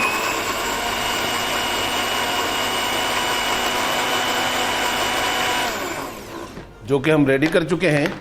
ये उन तमाम नाजरीन के लिए बहुत अच्छा है जो इस्तेमाल नहीं कर सकते ज़्यादा आम मैदे की वजह से, गर्मी की वजह से, एसिडिटी की वजह से। ये उनके लिए बेहतरीन ड्रिंक है और ये 1 गिलास पूरे दिन में उनकी मैदे के अंदर ठंडक रखेगा और हजम करने में ये बड़ी मदद करेगा। ऑल्दो कि खुद हजम नहीं होता, लेकिन जब आप इसमें लस्सी ऐड कर देते हैं तो ये बेहतरीन काम करने लग जाता है। ये हम नाजरीन उनके लिए गिलास बनाया है और ये इस तरह घर में बना के पी सकते हैं। अच्छा, दूसरा, जैसे हम अगर थोड़े से खट्टे आम की बात करें तो आपको पता है अस्थमा वाला या जिनको साइनस और जिनको सीने और गले की प्रॉब्लम्स होती हैं, खास तौर पे वो अवॉइड करते हैं और उनको मीठा आम भी ज़्यादा खाने से नुकसान हो सकता है। तो ऐसे लोगों को ये करना चाहिए, अगर वो ये समझते हैं कि वो अस्थमा का मरीज़ है तो उसके लिए ये आम खुद दवाई बन जाएगा। उसको करना सिर्फ इतना है कि अगेन वो आम का पल्प लेगा, 1 आम का पल्प लेकर हम उसके सामने बना रहे हैं। इसमें ऐड करना होगा हमें पपीता। ठीक है, 2 स्लाइस पपीते के अगर इसमें ऐड कर लें तो ये अस्थमा वाले की दवाई बन जाएगी, उसको नुकसान कुछ नहीं करेगा। तो आम भी खा रहा है वो और बहुत सारे विटामिन भी ले रहा है और बहुत सारी बीमारियों से भी बच रहा है। ये तो बड़ा ज़बरदस्त हो गया। पपीते का पल्प आपने डाल दिया और इसके साथ साथ आपने आम का पल्प डाला है, इसको आप बना सकते हैं, इस्तेमाल कर सकते हैं। आपा, जिस तरह से अभी ईसा भाई कह रहे थे, बहुत सारे लोगों के बहुत सारे इश्यूज़ होते हैं, गर्मियाँ होती हैं, टेम्परेचर बहुत बड़ा होता है, ऐसे में आम भी गर्म होता है, इसके ऊपर ये होता है आप अच्छी लस्सी वगैरह पी सकते हैं उसकी गर्मी को दूर करने के लिए। आजकल आप जिगर का भी बहुत ज़्यादा मसला चल रहा है, तो वो लोग जो इफ़ेक्ट हो रहे हैं इस बीमारी से, वो आम का किस तरह से इस्तेमाल कर सकते हैं? अच्छा, उनको आम इस तरह इस्तेमाल करना चाहिए, मैं बनाकर बता देती हूँ अगर आप कहें जी। तो लेना क्या है, आपने लेना है आम के क्यूब्स आपने ले लिया। ठीक है, ये सिर्फ जिगर की गर्मी के लिए नहीं, तमाम मतलब कि बाज़ लोगों का ऐसा होता है हाथ पांव जलते हैं, उनके लिए बहुत अच्छा है। जिगर की गर्मी के लिए बहुत अच्छा है। मैंने तकरीबन 1 कप आम लिया है। ठीक है, इसमें मैं सिर्फ 7 से 8 पत्ते पुदीने के ऐड कर रही हूँ, वो भी हाथ से। ठीक है, अच्छा, इसमें एक चीज़ मैं मिलाऊंगी तो ये दवा बन जाएगी। पुदीना मैंने डाला, ये ज़रा बहुत अच्छा फ्लेवर आ जाता है। इसके बाद इसमें आपने डालना है जौ, माल्टोफर मिल जाता है, माल्ट के नाम से बहुत सारे ब्रांड मिल जाते हैं। हमने इसको ग्लास में निकाल दिया है, ये आप इसमें ऐड कर लें। ठीक है, ये आपकी जिगर की दवा बन गई। ठीक है, तो जिनको बहुत ज़्यादा गर्मी लगती है, जैसे ईसा भाई कह रहे थे कि गरम मिजाज के लोग आम कैसे खाएं, उससे फ़ायदा कैसे उठाएं, सिवाय एस्थमा के तमाम अमराज में ये बहुत ज़्यादा अच्छा काम करेगा, बल्कि खून बनाने के लिए भी ये बहुत अच्छा है। तो इस तरह अगर आम का इस्तेमाल किया जाए तो ये बहुत ही बेहतरीन है उन लोगों के लिए जिनका जिगर कमज़ोर है, मैदा कमज़ोर है और आम हज़म नहीं होता, उनके लिए दवा बन जाएगी। ये तो बड़ी। और आपा इसका इस्तेमाल हम किस तरह से करेंगे? अभी आपने ये जो दवा हमें बना कर दी है, इसका इस्तेमाल किस तरह से होगा? दिन के औकात में खाना होगा, इसको किस तरह से हम इस्तेमाल करेंगे? इसको इस तरह करके इस्तेमाल करना है। जो माल्टोफर है वो पी लें, क्यूब्स मैंने इसमें डाले हैं। वो आप खाने से पहले खाएं तो बहुत ही ज़्यादा बेहतरीन है। और अगर आप डाइट कॉन्शियस है और चाहते कि वेट रिडक्शन में आपकी हेल्प करे तो, और आम भी आपको खाना ज़रूरी है, तो रात की मील ये कर लें, आप रात को ये खाकर सो जाएं। ठीक है, आपका वेट भी लूज होगा। अच्छा आपा, एक तो ये भी मसला होता है क्योंकि आम खुद बहुत ज़्यादा गर्म तासीर वाला होता है, तो बहुत सारी ख़वातीन का ये मसला होता है कि हम जब भी आम खाते हैं तो हमारे दाने निकल आते हैं चेहरे के ऊपर, तो वो आम का इस्तेमाल किस तरह से कर सकती हैं? आप आम खाना भी चाहते हैं मगर दानों से भी बचना चाहते हैं। अच्छा देखिए, आम बाज़ लोग क्या करते हैं, आम को पिलपिला करके खाते हैं और ये वाला हिस्सा जो इसका गोंद लगा होता है ना, वो लग जाता है इधर उधर, तो जिसकी वजह से एक्नी हो सकती है। ये एक रीज़न है, लेकिन बहुत ज़्यादा कॉमन नहीं है। लेकिन अगर आप आम खाना चाहते हैं और आप चाहते हैं कि एक्नी है और निकल रहे हैं, तो एक तो मैंने ये रेमेडी बताई, ये बहुत बेस्ट है। दूसरा ये कि आम को कंपनसेट करता है जामुन। तीसरी चीज़, आम आप जितना भी खाएं उसके ऊपर ब्लैक टी पी लें तो वो उसका एंटीडोट हो जाएगा। जैसे मैं काली पत्ती की चाय का कह रही हूँ कि उसमें 1 इलायची डालें और काली पत्ती की चाय उबाल के पी लें, तो जिनको एक्नी निकलती है उनके लिए बेहतरीन है। और जो खट्टा आम होता है उसको आप लगा लें तो आपकी एक्नी ख़त्म हो जाएगी। मतलब कच्चा पक्का आम, बहुत ज़्यादा पका हुआ आम नहीं, थोड़ा कच्चा पक्का आम होता है जिसमें विटामिन सी कंटेंट ज़्यादा हो, तो वो एक्नी जो फ्लेयर अप हो रही होती है उसको बिठाने में आपकी मदद करता है। ये तो बड़ी ज़बरदस्त सी आपने बता दी है बात। सुबह सवेरे पाकिस्तान, सुबह सवेरे पाकिस्तान। ईसा भाई की तरफ चलते हैं। ईसा भाई, मैं देख रही हूँ कि आपने वो जामुन वगैरह भी अपने पास रखे हैं, आम भी अपने पास रखे हैं। अच्छा, जामुन से ऐसा होता है ईसा भाई, आमतौर पे कहा जाता है कि कब्ज़ का मसला बहुत ज़्यादा लोगों को हो जाता है। अब आपने जिस तरह से पहले बताया कि आम और जामुन का इकट्ठा इस्तेमाल भी किया जा सकता है, तो उसका इस्तेमाल क्या जो कब्ज़ का मसला होता है लोगों को उससे नहीं होता? इसका मिक्सचर कैसे बना के आप इस्तेमाल कर सकते हैं? एक्चुअली ये जामुन मैंने रखे इसलिए थे कि हमारे यहाँ जब शुगर का कोई पेशेंट आता है तो हम उन्हें आम खाने से मना करते हैं। बहुत सारे फल खाए जा सकते हैं, लेकिन जिस तरह आम बहुत मीठा है और चीकू बहुत मीठा है तो हम शुगर वाले को मना करते हैं। लेकिन आपको पता है कि बहुत सारे पेशेंट से जब हम बात करते हैं तो उनसे हम पूछते हैं कि जी आप मीठा मीठा तो नहीं खा रहे हैं, आपकी शुगर बढ़ रही है? तो कहते हैं नहीं, मीठा तो नहीं खाते हैं, बस कभी कभी बिस्मिल्लाह करके थोड़ा सा खा लेते हैं। तो वो बिस्मिल्लाह हमारा परहेज इतना है। तो ये खास तौर पे उन लोगों के लिए जो शुगर के पेशेंट हैं, या वो बच्चे, वो हमारी बहनें जिनका वेट गेन नहीं होता या एनर्जी का लेवल डाउन है, और शुगर वाले का तो होता ही है, उन्हें आम कम इस्तेमाल करना चाहिए। लेकिन अगर वो फिर भी बाज नहीं आना चाहता, इस मौसम की वजह से वो कभी कभार खाना चाहता है, तो मैं उसे रिक्वेस्ट करूंगा कि आम का पल्प लेकर, जैसे मैं उनके सामने अभी बनाऊंगा, थोड़ा सा हमने आम का पल्प लेना है, ये शुगर वालों के लिए, और उसके अंदर जामुन डालने हैं 1 प्याली के करीब, लेकिन जामुन बीज समेत होंगे। जामुन के अंदर बीज रहेगा और उसके अंदर आप थोड़ा सा पानी ऐड करेंगे और ये ड्रिंक बनाकर वो लोग पी सकते हैं कभी कभार। मैं उनको ये नहीं कहूँगा कि डेली बेसिस पे पिएं। अच्छा, ये खास तौर पर एनर्जी के लिए तो बहुत ही अच्छा है। जो लोग थक जाते हैं काम करके, या जो बच्चे जो हैं, खास तौर पे हमने देखा है कि आज के दौर में हमारी जो खास तौर पे यंग लड़कियां हैं 17, 18, 20 साल वाली, आप देखें तो उनकी कमर में दर्द है, टांगों में दर्द है, वजूहात कई होते हैं, लेकिन उसमें एक एनर्जी का जो लेवल डाउन होता है, ये उसको बहुत बूस्ट करता है। तो आम और जामुन को मिक्स करके उन बच्चों को भी पीना चाहिए, और हजम के लिए बहुत अच्छा है, क्योंकि इसमें जो आपने जामुन ऐड कर दिया है तो ये कॉन्स्टिपेशन को भी तोड़ देता है।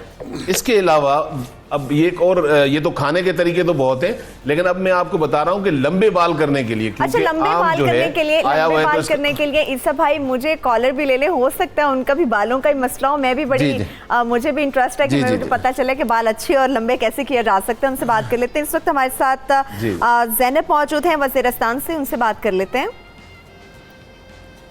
ठीक है, मोहम्मद शबीर साहब भी हमारे साथ हाफिजाबाद से मौजूद हैं, उनसे बात करते हैं। शबीर साहब, क्या बात करना चाहेंगे आप? अस्सलाम वालेकुम जी। वालेकुम अस्सलाम। मैं ये पूछना चाहता हूँ कि जो हाई ब्लड प्रेशर वाले मरीज हैं वो कैसे इस्तेमाल कर सकते हैं आम को? अच्छा, हाई ब्लड प्रेशर का इशू आपको है।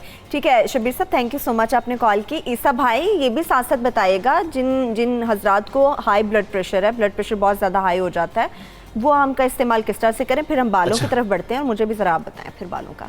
ओके, अगर आप हाई ब्लड प्रेशर के मरीज हैं, अगर आप हार्ट के मरीज हैं और आपका कोलेस्ट्रॉल लेवल बढ़ा हुआ है, जहन में रखिएगा तीनों लोगों को जिनका कोलेस्ट्रॉल बढ़ा हुआ है, हार्ट के पेशेंट हैं और उनका ब्लड प्रेशर शूट करता है, उनको आम कम खाना चाहिए और बहुत ज़्यादा खाना चाहिए तो इस सूरत में खाना चाहिए। मैं वैसे ड्रिंक बनाने वाला था लेकिन उन्होंने क्योंकि कॉल कर ली, ये मैंने गाजर रखी हुई है अपने पास, आम का पल्प ले लें और गाजर लेकर इस दोनों का जूस बनाएं, ये इन तीनों बीमारियों की दवाई बन जाएगा। सही।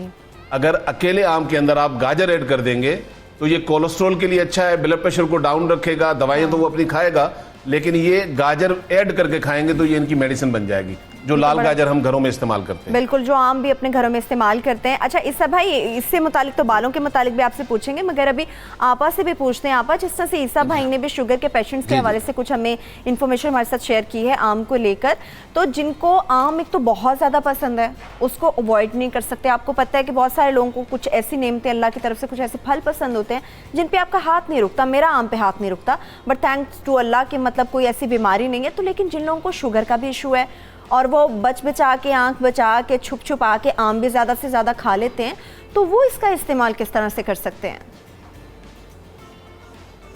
देखिए, शुगर के लिए तो डॉक्टर ईसा ने बता दिया था कि जो उसके साथ जामन आ जाता है, तो जामन के साथ, लेकिन शुगर पेशेंट को हमेशा थोड़ा सा हाथ रोकना ही चाहिए। और फिर मैंने बताया कि ब्लैक टी पीने के लिए कि काली पत्ती की चाय पी ली जाए, तो आम के मुज़र असरात और जो आम ओबीस करता है वो, और जिनको हाई ब्लड प्रेशर होता है उनके लिए बहुत बेहतर होता है। या जो मैंगो शेक आप बनाते हैं उसमें आप अदरक और इलायची ज़रूर शामिल कर दें। आप शेक बनाते हैं, स्मूदी बनाते हैं, तो आप उसमें अदरक और इलायची शामिल कर दें, तो जो हाई ब्लड प्रेशर के लोग हैं वो भी आम जो है वो खा सकते हैं। या जैसे अगर आपने 1 कप आम लिया है तो उसमें आपने क्या करना है, छोटी इलायची पीस के आप डाल दें और अदरक को थोड़ा सा चॉप करके या उसका जूस निकाल के वो उसके ऊपर से डाल दें। इस तरह करके आप आम खाएंगे तो हाई ब्लड प्रेशर वालों को भी नुकसान नहीं होगा। और जो शुगर के पेशेंट हैं, हम जितना भी कहें वो जामुन भी खा लें, आम भी खा लें, मगर उनका शुगर फिर भी कंट्रोल नहीं होता, तो उनके लिए एक आम ही में है कि आपने क्या करना है, मेथी दाना लेना है, आपने आम की गुठली लेनी है, आपने सूखा करेला लेना है। ठीक है, ठीक है। मेथी दाना लिया, आम की गुठली ली और सूखा करेला लिया, इनको पीसकर पाउडर बना लिया। आप उसमें आम में कुछ भी ना मिलाएं, आपने पहले आम खा लिया, उसके बाद 1 चम्मच भरकर ये पाउडर आप खा लें। तो फिर क्या होगा कि जो आम खाने से आपकी शुगर रेज्ड हो रही है, तो वो ये खाने से शुगर कंट्रोल हो जाए। यानी कि वो शुगर को कंट्रोल करने का एक तरीका तो ईसा भाई ने बताया, कापा ने बताया, दोनों में से जो भी आजमूदा लगे, या जिसको कुछ लोग हैं वो जामुन का इस्तेमाल नहीं करना चाहते, जो लोग जामुन का इस्तेमाल करना चाहते हैं, दोनों तरीके इस्तेमाल कर सकते हैं। एक छोटी सी ब्रेक की तरफ चलते हैं, ब्रेक से वापस आएंगे। भाई और आपा तो हमारे साथ मौजूद हैं, आगा साहब भी हमारे साथ मौजूद है, मगर इसके साथ साथ जब आम के इस्तेमाल की बात आती है तो बहुत सारे लोग आम को इस तरह से खाना नहीं पसंद करते। आम को खाने के मजीद कौन कौन से रास्ते हो सकते हैं, किस तरह से आम को खाया जा सकता है, कौन कौन सी शक्ल इसकी मजीद मज़े की निकल सकती है, इससे मुतालिक सायरा साहब हमारे साथ मौजूद होंगे, इनसे बात करेंगे। मगर सुबह सवेरे पाकिस्तान में एक छोटी सी ब्रेक, हमारे साथ रहिए।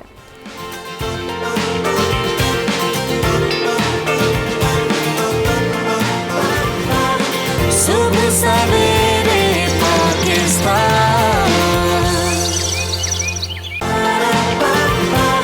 सुबह सवेरे पाकिस्तान।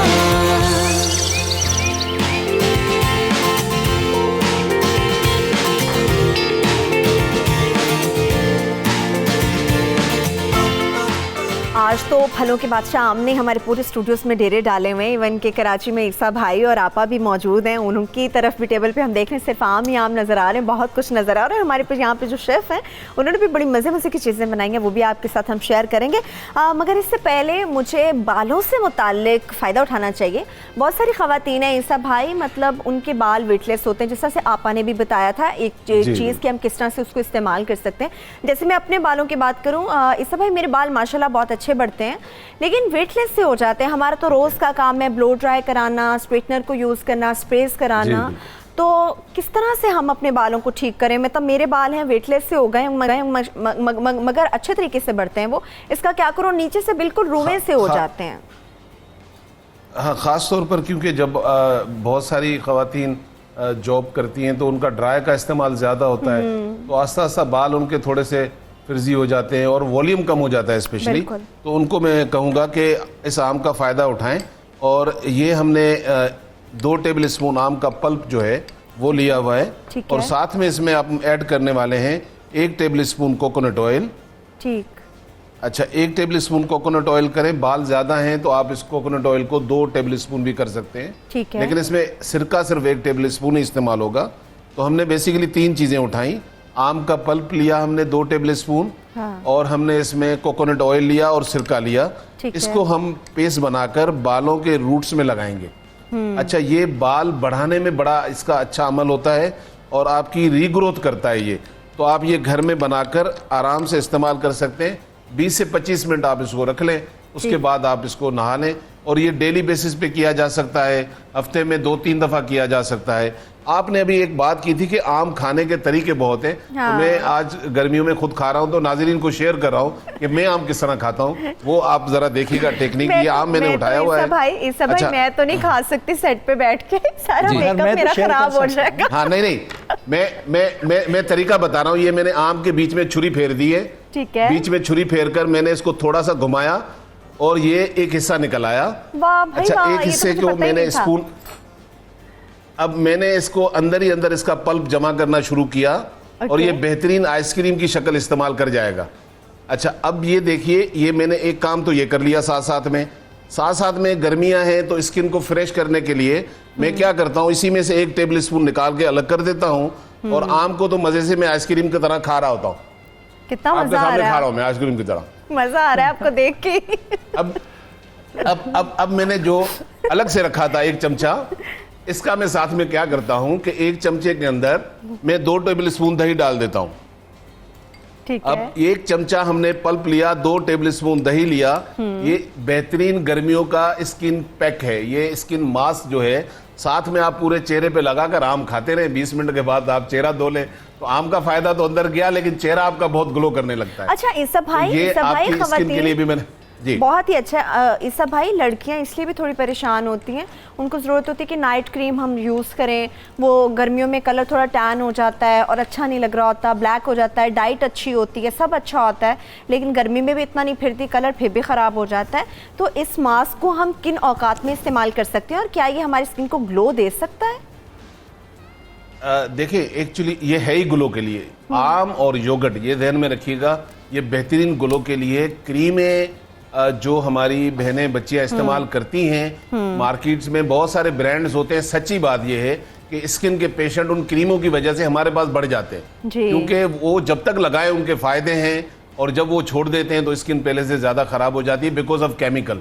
तो नेचुरल में अल्लाह की बहुत सारी नेमतें हैं जो हम इस्तेमाल कर सकते हैं। ये आप दिन में करें, ख़ास तौर पर वो लड़कियां जो बाहर निकलती हैं या जिन ख़वातीन का किचन में काम है, हीट चेहरे पे आती है, ख़ास तौर पे स्किन टू टोन हो जाती है, कलर, तो ये आम और दही का इस्तेमाल, वैसे तो बहुत सारी चीज़ें, क्योंकि मौजू आज आम है तो हम उससे बेनिफिट बता रहे हैं कि उससे क्या लिया जा सकता है। यानी कि फलों से आप फ़ायदा उठा सकते हैं। आपा की तरफ तो मैं जाऊँगी, मगर उससे पहले हमारे साथ कॉलर है, उनसे बात कर लेते हैं। सारा हमारे साथ मौजूद है। जी सारा, क्या बात करेंगी आप?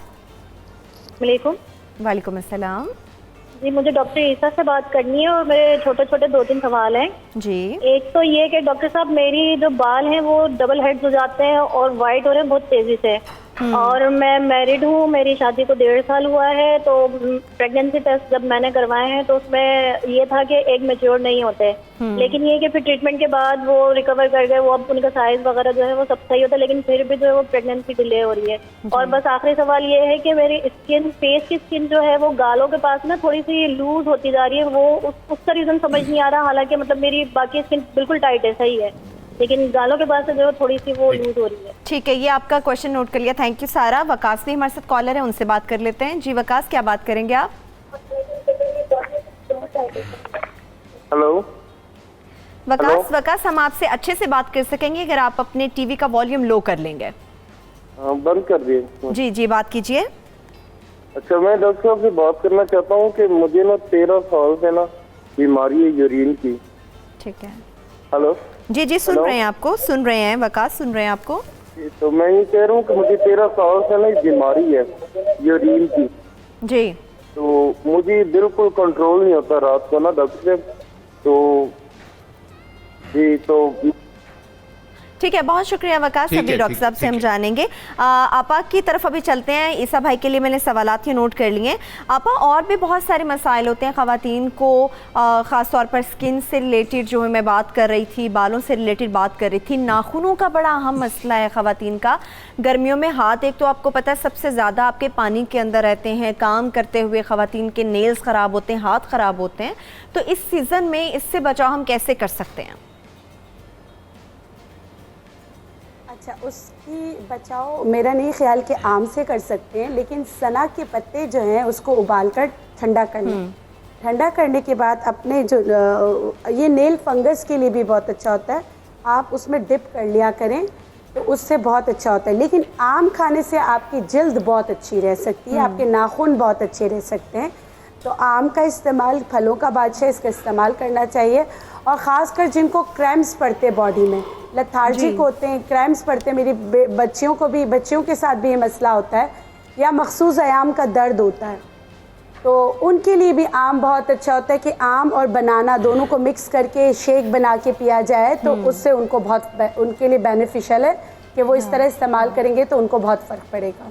हाँ, अच्छा आपा, एक कॉलर थे अभी, उन्होंने ये क्वेश्चन किया था कि यूरिन का उन्हें बहुत ज़्यादा इशू है, वो कंट्रोल में नहीं आता और कई सालों से उन्हें ये मसला है, तो इसमें वो किस तरह से इसको कंट्रोल कर सकते हैं? आप बार बार तो नहीं उठ सकते, अगर ये प्रॉब्लम इतना ज़्यादा स्वेयर है तो इसका क्या हर्बल इलाज हम कर सकते हैं? हर्बल में बहुत अच्छा इसका ट्रीटमेंट होता है। पान की जड़ जो है, पान की जड़ को आप पीस कर शहद में मिला लें, एक तो ये है। लेकिन देखिए इसमें एक्सरसाइज होती है, ब्लड मतलब कि लोअर टमी की एक्सरसाइज होती है कि आपने वो एक्सरसाइज भी लाजमी करनी है। और आपने तिल, काले तिल, सफ़ेद तिल और गुड़, बहुत पुराना नुस्खा है, उससे बहुत फ़र्क पड़ता है। अच्छा, मैं आपको एक टोटका बताती हूँ। नुस्खा का मतलब है कि वो तो रेमेडी है, मगर टोटके का मतलब है कि लग गया तो अच्छा है, नहीं लगा तो उसका कोई नुकसान नहीं है। वो है केले के छिलके। केले को छिलके समेत खाने से यूरिनरी मतलब यूरिन, अनकंट्रोल यूरिन रोकने में काफ़ी मदद होती है। ठीक है। और इसका अगर कोई अच्छा होम्योपैथिक डॉक्टर है तो होम्योपैथी में इसके बहुत अच्छे सिम्टोमेटिक इलाज होता है। बाज़ लोगों को बाज़ तो शुगर पेशेंट होते हैं, उनका कंट्रोल नहीं होता है, ब्लैडर वीक होता है, उनका कंट्रोल नहीं होता है। और बच्चों का भी ये होता है कि बच्चे रात को पानी बहुत पी ले तो कंट्रोल नहीं कर सकते, अदरवाइज वो कंट्रोल कर लेते हैं। ठीक है। लेकिन जैसे मैंने आपको छोटी छोटी टिप्स बताई है, ये बेहतरीन है अगर इनका इस्तेमाल किया जाए। और एक्सरसाइज और जैतून की तेल की अच्छी तरीके से मालिश, तो उससे बड़ा फ़र्क पड़ता है। बेली के नीचे यानी कि कमर पे भी, गुर्दे पे भी और नाफ के नीचे पूरा अच्छी तरह मसाज करें जैतून के तेल से, तो बहुत फ़र्क पड़ता है। सुबह सवेरे पाकिस्तान, सुबह सवेरे पाकिस्तान। ईसा भाई, हमारी कॉलर थी, वो पूछना ये चाह रही थी, उनके 2-3 छोटे-छोटे से क्वेश्चंस थे। सबसे पहले उन्होंने कहा कि उनके बालों के 2 मुंह बन जाते हैं, उसको कंट्रोल किस तरह से किया जाए? देखें, बालों के जो 2 मुंह बन जाते हैं, इस पे थोड़ा सा मैं जोक भी कर लेता हूँ लोगों को। अक्सर हमारे पास आती हैं लड़कियां, कहती हैं ईसा भाई मेरे बाल जो है ना 2 मुंह वाले हो गए। मैंने कहा बेटा इसको छोड़ दो, जहाँ जिस मुल्क में 2 मुंह वाले लोग बहुत ज़्यादा हैं वहाँ ये बाल भी अगर हो रहे हैं तो कोई फर्क नहीं पड़ता। लेकिन बहरहाल इसको एलोवेरा जेल जो है जी एलोवेरा जेल लेके बालों को अच्छी तरह लगाएं और एटलीस्ट हफ्ते में 3 दफा लगाएं। नीचे जो बिल्कुल नोक्स होती हैं उनको तो आप कटवा लें। हाँ। इसकी वजह से ज्यादा लड़कियां बाल पूरे कटवा लेती हैं, तो ऐसा ना करें। एलोवेरा का जेल ले लें। अगर प्योर हनी आपके पास है तो बहुत ही ज्यादा अच्छा हो जाएगा कि एलोवेरा में थोड़ा हनी ऐड कर दिया जाए और वो बालों के रूट्स पे लगा दिया जाए। 2 मुंह वाले बालों के लिए ये मैं बता रहा हूँ, उनके लिए बहुत अच्छा है। इनका एक दूसरा भी एक सवाल था, वो भी साथ साथ कर लें ताकि मैं। जी जी, इन्होंने कहा था इनके बाल सफ़ेद भी हो रहे हैं और शादी हुई अभी इनके सिर्फ 1.5 साल हुआ है, ये मसला था इनका कि बाल भी सफ़ेद हो रहे हैं। एक्चुअली ये हाँ जी, एक्चुअली ये है कि मेरी बहन बाल जो सफ़ेद होते हैं ना, उसकी सबसे बड़ी रीज़न, तो उसमें एक रीज़न जो बता रहा हूँ, ज़्यादातर जो बच्चियाँ और बच्चे होते हैं उनका जब नज़ला साइलेंट अंदर गिरता है तो अल्लाह ताला ने हमारे जिस्म में जिंक रखा है। जब वो डैमेज होता है तो बाल सफ़ेद होते हैं वक्त से पहले। लेकिन अगर उनकी उम्र 30 साल से नीचे है तो हम तो खैर मेडिसिन बनाते हैं, लेकिन मैं उनको घर पे वो क्या कर सकती है, माल कंगनी का एक ऑयल आता है, माल कंगनी का ऑयल और तुम्बा जिसको हुंजुल भी कहते हैं, इसका बीज का ऑयल मिल जाता है। दोनों ऑयल को हम वजन मिलाकर और ये रात में लगा लिया करें। साथ में छोटी हड़ जो होती है 100-150 रुपए की मंगा के उसका बारीक सा पाउडर कर लें। आधी चमची रोजाना छोटी हड़ खाएं और ये ऑयल लगाएं। लेकिन जहन में रखें उम्र 30 साल से नीचे हो, 1.5 साल लग जाता है, डेली बेसिस पे करना पड़ेगा, तब जाकर ये कहीं बाल वापस रिवर्स हो जाते हैं, काले हो जाते हैं और निकलते भी काले हैं। कोई और सवाल? अच्छा ईसा भाई, उनका तीसरा जो सवाल था वो ये था कि उनके प्रेगनेंसी में बहुत मसला आ रहा है। वो कह रही हैं कि मतलब प्रेगनेंसी उनकी वीक होती है बहुत ज़्यादा और बाकायदा उनको ट्रीटमेंट लेना पड़ता है। 1.5 साल हो गया उनकी शादी को, लेकिन उसके बावजूद जो है उनकी प्रेगनेंसी उस तरह से ठहर नहीं पाती जिस तरह से ज़रूरत होती है, ट्रीटमेंट के बाद भी। अच्छा, इसमें ये है कि देखें, ये उन्होंने तो सवाल कर दिया, लेकिन इसमें बहुत सारी हम लोग रिपोर्ट्स देखते हैं और उन रिपोर्ट्स को देखते हुए, कुछ रीज़न को देखते हुए फिर हम कोई रिकमेंडेशन देते हैं। लेकिन क्योंकि मैंने उनका कुछ देखा नहीं, उनसे सवाल कुछ किया नहीं, तो मैं उनसे ये एडवाइस करूँगा कि हमारी बहन वो क्या करें कि जब उनको लगता है कि प्रेगनेंसी कंसीव हो गई है और उस दौरान फिर उन्होंने ये करना है कि एक तो आसान सा एक ड्रिंक बता रहे हैं जो दुनिया में मशहूर है, क्योंकि ऐसी बच्चियां जिनको वीकनेस होती है, बच्चा कंसीव तो हो जाता है लेकिन ठहर नहीं पाता, उनको करना यही चाहिए कि गोले अनार, जो हमारा ये अनार है इसका फूल होता है, उसका पाउडर बनाकर आधी चमची सुबह शाम पानी के साथ लिया करें। अल्लाह ताला ने चाहा तो इससे सेफ्टी हो जाती है। मजीद अगर हो तो रिपोर्ट्स अगर हमें व्हाट्सएप कर दें तो हम शायद ज्यादा बेहतर के बाद ही मजीद बताया जा सकेगा। इस वक्त हमारे साथ कॉलर भी राश्ता, उनसे बात करते हैं। जी राश्ता, क्या बात करेंगी आप? अस्सलाम वालेकुम। वालेकुम अस्सलाम। मैंने डॉक्टर ईसा से बात करनी है। जी प्लीज, वो सुन रहे हैं, आप बात कीजिए। मेरा बेटा है 20 साल का। ठीक है। उनके बाल बहुत कम है। ऐसे है कि जब बड़े बाल हो जाते हैं तो बीच में से यहाँ दरमियान में से स्किन नजर आती है। ठीक। और अब मैंने उसका वो जैसे गंज नहीं करवाते वो भी करवाया है। कोई ऐसा तेल या कोई ऐसी चीज बताएं जो आसानी से मिल जाए। हम मुजफ्फरगढ़ चौक सर्वर शीर से बात करें, जो आसानी से हमें मिल जाए। ठीक है, ठीक है, आपकी बड़ी मेहरबानी होगी। बहुत शुक्रिया राश्ता। डॉक्टर साहब ने सुन लिया, आपका जवाब लेंगे, लेकिन इस वक्त एक और कॉलर आसिफ हमारे साथ मौजूद है, उनसे बात करते हैं। जी आसिफ, क्या जानना चाहेंगे आप? मैडम, मैंने डॉक्टर ईसा से बात करनी, मेरा वजन बहुत ज्यादा बढ़ गया है। आपकी उम्र क्या है आसिफ? मेरी एज है 26 साल। ठीक है, ठीक है, डॉक्टर साहब सुन रहे हैं। वजन है मेरा 76 किलो। ओह ठीक है, कितना? ठीक है, ठीक है, डॉक्टर साहब ने सुन लिया है। अभी राश्ता ने भी जो बात की थी डॉक्टर साहब कि उनका बेटा 20 साल का है, बाल बहुत कम है, बाल बढ़ा देते हैं, कटवा भी देते हैं, मगर स्किन नजर आती है। आगा साहब भी अभी यही मसला डिस्कस कर रहे थे मेरे साथ कि इनके फ्रंट के जो बाल हैं वो भी उड़ गए हुए हैं, तो वो कह रहे हैं कि इसका भी कोई इलाज आप बताएं। अच्छा, ये जहन में रखिएगा, ये सब नाज़रीन भी गौर से सुन लें। एक होता है गंजापन, इसके 2-3 किस्में हैं, जिसमें से एक किस्म ये होती है कि आपकी स्किन चिकनी हो गई है जी। इसको भी वैसे डॉक्टर और हकीम छोड़ता तो नहीं है, कुछ ना कुछ बेचारा बेच ही देता है, लेकिन जब आपकी स्किन चमक रही है और क्लीन हो गई है तो इसका मतलब जमीन ने अपना मुंह बंद कर लिया, यहाँ फसल उगेगी नहीं। तो इसलिए आप अपने पैसे जाया नहीं करें। लेकिन एक अल्लाह की नेमत है और इस मौसम में आई हुई है, अगर आप गंजे हो चुके हैं और आपके बाल बहुत कम हो चुके हैं, हमारी दवाइयाँ, डॉक्टरों की दवाइयाँ काम नहीं कर रही हैं, हमारे पास नहीं आए, मेहरबानी करें एक काम घर में बैठ के कर लें। 2-2.5 महीने का मौसम है, ये जामन आया हुआ है आजकल, ये जामन गुठली समेत जो है, आप इसको मैं आपके सामने बना रहा हूँ जी। ये आप लेकर और इसमें थोड़ा सा आप पानी ऐड करेंगे, बहुत कम पानी ऐड करेंगे ताकि ये ड्रिंक बन जाए। बेसिकली तो ये पेस्ट बनाना है हमने। ये मैं उनके लिए बता रहा हूँ जिनके बाल बिल्कुल नहीं हैं और बहुत बाल कम हैं और बहुत कुछ कर चुके हैं, तो उन्होंने ये करना होगा कि इसका पेस्ट बना लें। ये जामन का बहरहाल पेस्ट बन जाएगा। इसको निकाल कर प्याली के अंदर और बालों के अंदर मेहंदी की तरह इसको लेप लगाकर और एक बारीक सा कपड़ा बांधकर रोजाना 1 घंटा रखें। मैं ये दावा तो नहीं करता हूं, अल्लाह ताला जिसको आसानी करे, लेकिन 75% लोगों के बाल इस तरह निकलते हैं जैसे जमीन से जंगल निकलता है बाहर। अगर ये डेली बेसिस पे किया जाए, 1 घंटा लगा के रखना है, सिर्फ जामन गुठली समेत।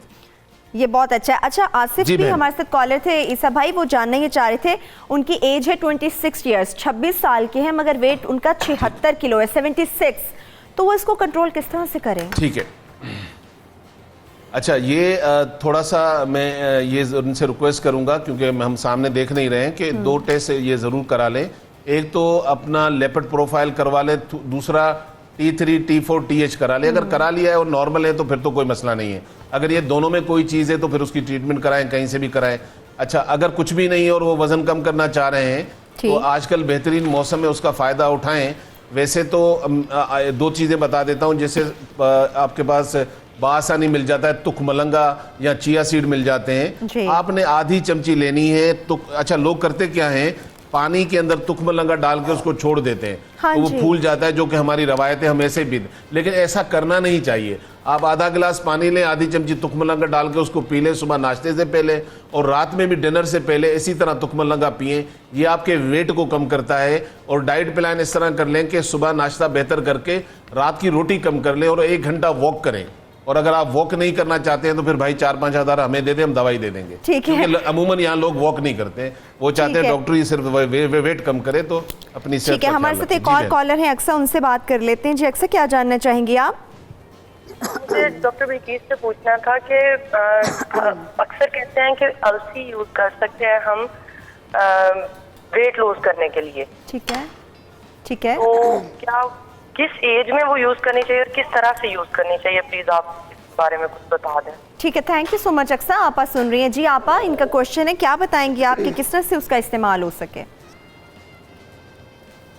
फ्लैक्सीड यूज़ हर एज में कर सकते हैं, लेकिन अगर मतलब इसमें ये है कि आपको हाइपर थायराइड उसका ख्याल रखना है कि अगर आप थायराइड के पेशेंट है तो बाज़ औक़ात से थायराइड फ्लक्चुएट करता है, कभी ऊपर आता है कभी नीचे आता है, तो उसका ख्याल रखना है। और फ्लैक्सीड का इस्तेमाल ख़वातीन कैसे करें, या असर के वक्त करें और 1/2 टीस्पून से शुरू करें और उसको भून कर करें, तवे पे हल्का सा भून लें।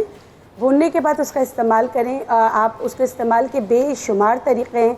चाहें तो आप जब रोटी बनाती हैं, आप जब आटा गूंथती हैं उसमें डाल दें, ये भी एक तरीका है फ्लैक्सीड इस्तेमाल करने का। पानी में भिगोकर असर के वक्त ले लें। ख़ासकर वो ख़वातीन जिनको हार्मोन्स का इशू होता है वो लेना चाहें, और जिनको फाइब्रॉइड या सिस्ट हैं, उनके लिए बेस्ट तरीका है कि असर के वक्त 2 चम्मच मतलब कि पहले से भिगो दें, असर के वक्त पिएं। असर के वक्त का मतलब ये होता है कि आपने खाना 4 घंटे पहले खाया हो।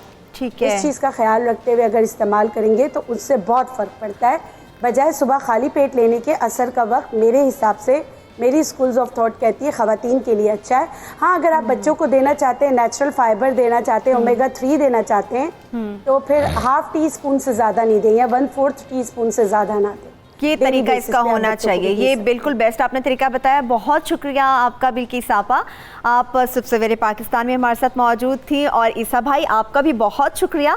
आप दोनों ने हमें बड़ी बेस्ट और ज़बरदस्त किस्म की चीज़ें बताई, बहुत सारे ऐसे नुस्खे बताए, बहुत सारे ऐसे चीज़ें बताई जिनका हम रोज़मर्रा ज़िंदगी में अपने इस्तेमाल कर सकते हैं, उनसे बच सकते हैं। और इस उम्मीद के साथ आपका शुक्रिया रहें कि इंशाअल्लाह ताला आप कुछ दिनों बाद या अगले हफ्ते हमारे साथ लाहौर स्टूडियोज़ में मौजूद होंगे। जब हम बात करें फलों के बादशाह की, आम की बात कर रहे हैं, तो हमारे साथ चूंकि सायरा बासित भी मौजूद है यहाँ पर। पिछले 1 घंटे से सायरा आप बड़ी ज़बरदस्त किस्म की मेहनत कर रही हैं, चीज़ें भी मैं देख रही हूँ आपने बड़ी ज़बरदस्त तैयार की हुई है। क्या बना रही हैं आप, ये किस तरह से इस्तेमाल इसका हो सकता है? प्रेजेंटेशन है मैंगोज़ की, क्योंकि बच्चे अक्सर ऐसे नहीं खाते, वो कह रहे होते हैं मेस क्रिएट हो रहा है, हमें बस कट करके दे दें। तो ये मैंने एक तरीका रखा हुआ है। वैसे मैं अभी वो कर नहीं सकी, मैं मिरर साथ लाई हुई हूँ। मैं ऐसे करती हूँ कि मिरर पे ये तरबूज लगा देती हूँ, बीच में आम होते हैं। तो चलो ये होता है कि बच्चे करते ना करते हुए कुछ थोड़ा बहुत फैसिनेट हो जाते हैं कि बड़ी मजे की चीज़ है। चलो भाई आम है तो साथ तरबूज भी खा ले, लेकिन वो रेड होना चाहिए। अभी अनफॉर्चुनेटली वो रेड नहीं निकला, लेकिन बहरहाल उसको ये इस तरह करके, ये इस तरह से क्यूब्स जो इधर कटे हुए हैं, ये क्यूब्स नहीं है लेकिन ये पीसेज हैं। अगर बच्चा उठाएगा तो वो सारा ही खा लेगा। सारा उठाएगा तो ये हाँ, ये एक तरह से, क्योंकि बच्चों वाली माओ के लिए एक ट्रिक है कि चलो अब ऐसे काट दो तो बच्चा सारा खा लेगा। फिर ठीक है। अब वो कहते हैं कि प्रेजेंटेशन आपकी ऐसी होनी चाहिए कि देखने वाले को मजा आए और वो ये सोचे कि खाने में मुझे कितना मजा आएगा। मैं ये देख रही हूँ, इसके प्रेजेंटेशन मुझे और भी ज्यादा मजे की लग रही है। हमने इसका रोज बना लिया और इसका मैं एक और भी आइडिया दूंगी, मैं अभी ला नहीं सकी। हम अगर केक बनाएं तो केक के ऊपर बिल्कुल ऐसे ही प्रेजेंट कर दें तो ये सारा एक रोज केक हो जाता है और बच्चे देख के इतना खुश होते हैं। चलो केक इतना हेल्दी चीज़ तो नहीं, लेकिन साथ में एक फ्रेश फ्रूट चला जाता है बच्चे। अच्छा नहीं सारा, मैं देख रही हूँ आपने बड़े ज़बरदस्त किस्म के ये बिल्कुल क्यूब्स जो आपने काटे हैं एक रोज़ बनाने के लिए, बिल्कुल बारीक बारीक से। ख़वातीन इतनी मेहनत किस तरह से करें?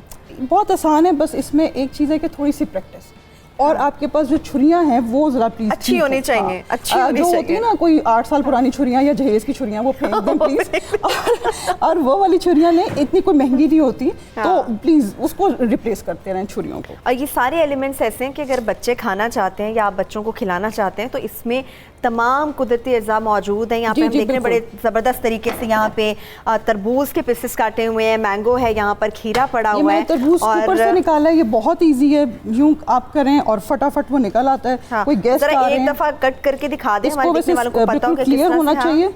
और यूं किया और यूं निकल आया और ये राउंड शेप में आपकी एक बॉल सी निकल आएगी तरबूज की, जो देखने में मजा दे रही है। एक और मेरी बड़ी वो थी ख्वाहिश, वो भी हो नहीं सका पूरा, कि जो छोटे छोटे ग्लासेस होते हैं उसमें हम क्या करते हैं कि फ्रूट डिफरेंट कलर्स के आपके घर में जो अवेलेबल है, ज़रूरी नहीं कि यही तरबूज और मैंगोज ही हों। मैंगोज हो जाए, चलो आजकल तो सीज़न है मैंगोज के साथ कोई रेड कलर का हो जाए कोई चीज़, जैसे कि तरबूज हो गया, उसके अलावा कोई बहुत ब्लैक से कलर का जैसे काले अंगूर हो गए। ये 3 चीज़ें आप एक अपने ग्लास में रखें, ऊपर एक सब्ज़ पत्ता रखें और किसी भी मिरर, जैसे ये एक मिरर पड़ा हुआ है, इस पे रख के अपने गेस्ट को सर्व। अच्छा, मैंने देखा काले अंगूर तो आजकल आए भी बहुत ज़्यादा और बच्चों के लिए वो बड़े ज़बरदस्त होते हैं। कहते हैं वो काला अंगूर बच्चों को देना चाहिए, वो अच्छा होता है, वो हेल्थ के लिए बहुत अच्छा। अच्छा, ये मैं देख रही हूँ, ये आपने ये भी बड़ा ज़बरदस्त सा बनाया हुआ है, ये आपने मैंगो का कंट्रास्ट किया हुआ है, मगर ये रेड में आपने किसके साथ इसका कंट्रास्ट किया हुआ है? ये मैंने टमाटर का फूल बनाया हुआ, ये भी मैंने इसीलिए आज बहुत इजी चीजें बनाई हैं कि एक आम बंदा इजीली बना सकता। अपने घर में वो खवातीन जो बहुत ज्यादा परेशान होती हैं कुकिंग शोज को देख के, और ये देखो ना, ये बस इसको इस तरह आपने काटते जाना है गोल गोल और ये बन जाएगा, ये इस तरह का फूल बनेगा। ये तो इतना जबरदस्त है, मुझे देख के मजा आ रहा है। आगा साहब आप बड़े चुप चुप बैठे हैं, आम खाएंगे? मैं इंतजार में हूँ, जब ये तैयार होगा तो ये हमारे जितने पाकिस्तान, मैं इंतजार नहीं कर सकती आगा साहब, मैं आपके पास एक डिश लेके आ रही हूँ। ये 92 की तरफ से जो डिश होगी ना पाकिस्तान की तरफ से, सारे मैं आज खा के नुमाइंदगी करूंगा आज। आप बिल्कुल, मैं आपको आम खिलाने के लिए लेके आ रही हूँ ये डिशेस। मैं ये कही थी कि मैं एक दफा फूल का बता दूं कि बस हाँ, इस तरह ये फूल भी दिखाइए। मैं आगा साहब के पास जा रही हूँ, हमने किया और आगा साहब के पास जाते हैं और दिखाते हैं कि आगा साहब आम किस तरह से खाने की कोशिश करते हैं। आगा साहब आपको बचाने के लिए ये आम मैं आपके लिए लेके आई हूँ। देखिए कितना जबरदस्त तरीके से ये सायरा ने प्रेजेंट किया हुआ है। देखिए, आम को हाथ से खाया जा सकता है। अगर आम को खाना है आपने बड़े साफ सुथरे तरीके से, फिर आम की तजलील मत करें। आम को खाने का तरीका ये हाथों से खाएं और बदतमीजी से थोड़ा सा खा लें। सबसे मेरे पाकिस्तान में आज हमें इजाजत दीजिए। अपना फीडबैक आज के शो के हवाले से हमें जरूर दीजिएगा, ट्विटर पर और फेसबुक पेज पर। अपना बहुत सा ख्याल रखिए। Thank you so much Saira, आप हमारे साथ मौजूद थे। थैंक यू सो मच आगा साहब, आप भी हमारे साथ मौजूद थे। अपना बहुत सा ख्याल रखिए। खुदा हाफिज।